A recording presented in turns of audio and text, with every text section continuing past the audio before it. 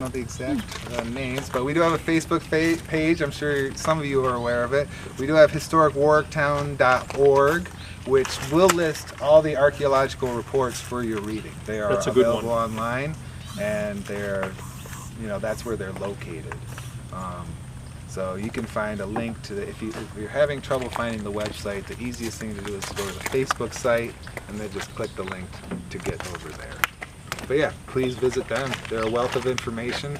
I will say the Facebook page, we try and update as much as possible. The web page kind of takes a more stagnant approach. That's because the archaeological firm that we chose to go with to conduct the archaeological investigation, they're finishing up the report right now. From the last I checked in, all the artifacts are processed, cleaned, and bagged and tagged, which is wonderful. Mainly because I don't have to do it, and they're finishing up the report, and it should be available by the end of the year. I know you're aware that they're getting ready to tear up and redo the Menchville Marina parking lot. Are y'all interested in looking at that as that work is done because it's so close? Yeah, obviously interest, totally. A lot of times with parking lots, it can actually act as a sealant or a protective cover. I don't know how many people are aware of the little situation over in England where they found one of their kings under a parking lot. And that parking lot, Richard, I think. Barry? Yes. The humpback. Yep, and that's actually preserved and protected. Now, they didn't dig down and hit him, but it was a nice shelf of protection for that helped preserve that. So yeah, we would be interested in that. That all, boils down to where am I? Do I have time to get over there? Do I have permission from the property? Right.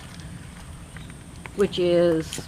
I think the city. I don't know. The city. The city property. I think the city probably owns it and they lease it. Yeah. Well, yeah, they just have a new lease with the 3 largest oyster companies, because I live on the water right there, and I'm thrilled that they're going to clean it up and do something. It needs it. But I thought it's so close because I can walk from Menchville Marina all the way up here on the beach when it's low tide. Yeah. So yeah, that's something we definitely would be interested in. To kind of give you an example, right now they're digging up the golf course, redoing the irrigation lines, and I'm present there because of the historic nature of the park and the percentage chance of artifact spotting. Right. So we do monitor developments if we can. I am the only archaeologist currently on staff, so I'm bouncing back and forth and going to different places, but that is something we would be interested in, yes. Hold on, this one. One question about the pre-contact arrowheads. How do you know they're pre-contact? What is the evidence for? Well, it's basically where they're retrieved from. So if we're actively digging an excavation, we can tell that the level they're at, they weren't placed in foreignly or salting the site per se. They're in a layer of dirt that hasn't been disturbed where you can tell this stratigraphy. So, and that relates to different period artifacts found within it. A lot of times, I think if I'm gauging your question right, if I went and made a projectile point today and threw it in the dirt, how would I tell the difference? Wear marks, pattern, like is it super sharp still or is it dull because it's been used? Fracture marks, the dirt actually on the artifact. So all those things come into play when we're talking about lithics. But more it's where it was pulled, where it was located. How long after contact were they still using arrowheads? Up until contact and probably a long time after. Even though European contact happened, we didn't just share our tools right off the bat. Right. And they didn't have access to them, so they would use them. And it's more what they're familiar with. So you have some foreign thing coming in, well, this works fine, bow and arrow or spear. So they probably would, and the resources are right there, and they don't have to trade for them. They can go find a rock. So they probably use that well into, until the availability of other tools were in greater abundance. I saw some help up there. Are they undergrads working with you? Or? Where's the help? Yeah, really. Right across from the dog park. I saw a bunch of people out there one day. Oh, well, that might have been when the dig was going on. Yeah. That was a contracted firm that we paid to come in and do the investigation, I told this joke before, not a joke.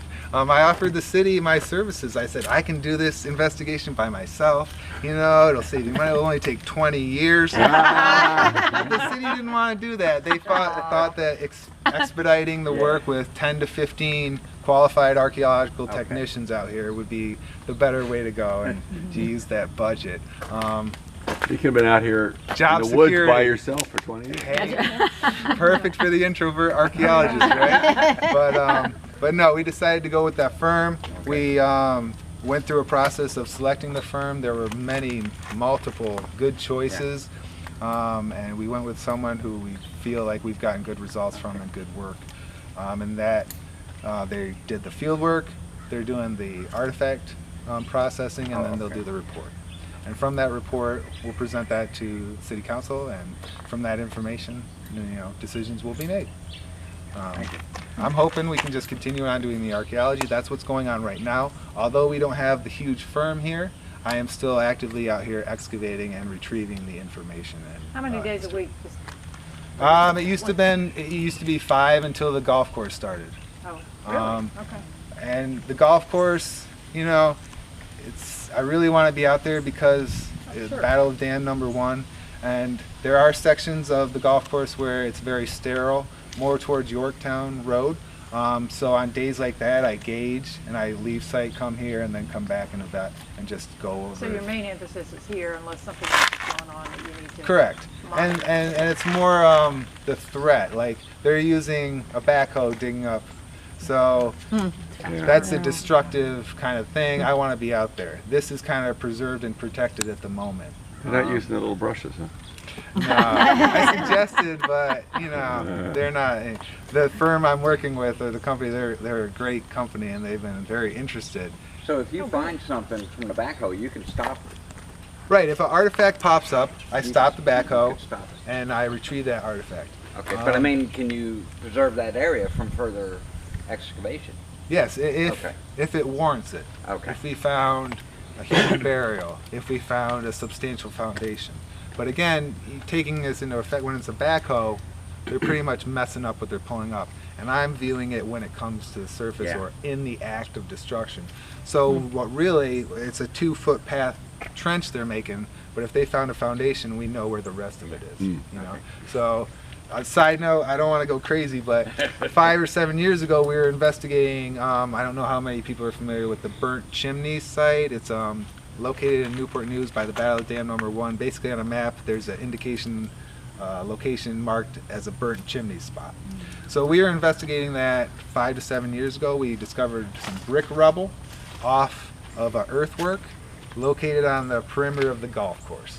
So after that investigation, we came to the conclusion that these bricks were just repositioned there and what we feel is thrown over the earthwork when they were making the golf course. Whenever the golf course was made, probably in the 60s, 70s, I'm guessing. So we did not find the exact location of that site, although we had bricks from the site. Now, when they put these irrigation lines in, we're about 60 to 70 feet from that investigation site, and I hit bricks, ceramic, and glass wine bottles from that period. Wow. So you can see me smiling. Yeah. I feel like I gotta clean them up, I gotta process the artifacts, but I feel like that is a direct tie into that burnt chimney site.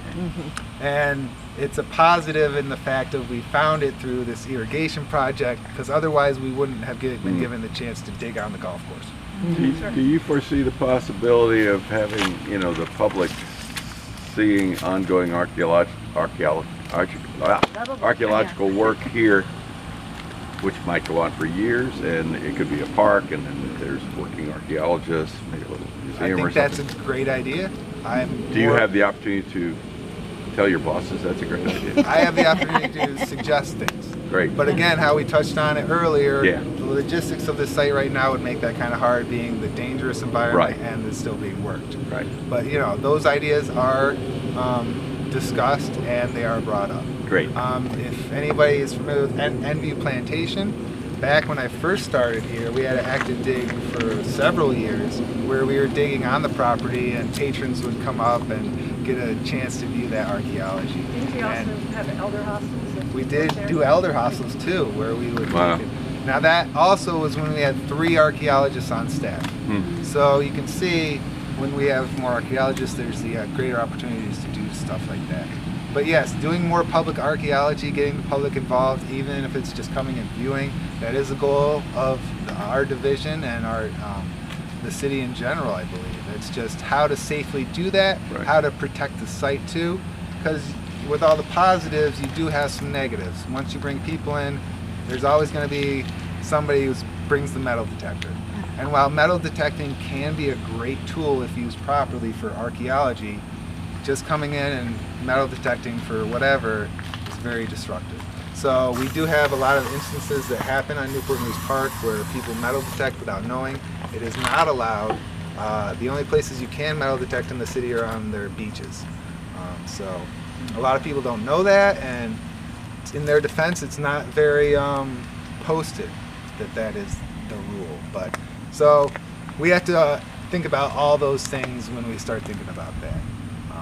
But yes, public archaeology is something the City of Newport News is excited about and really wants to highlight and take further. Involving CNU, William & Mary, so on and so forth.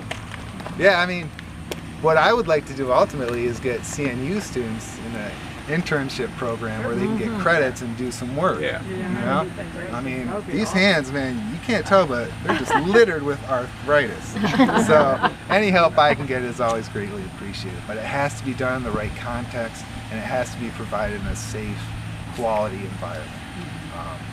Like I said, we had a volunteer program when we had 3 archaeologists. The positions were taken away at some point. So at some point, our volunteer program, we weren't providing a quality product.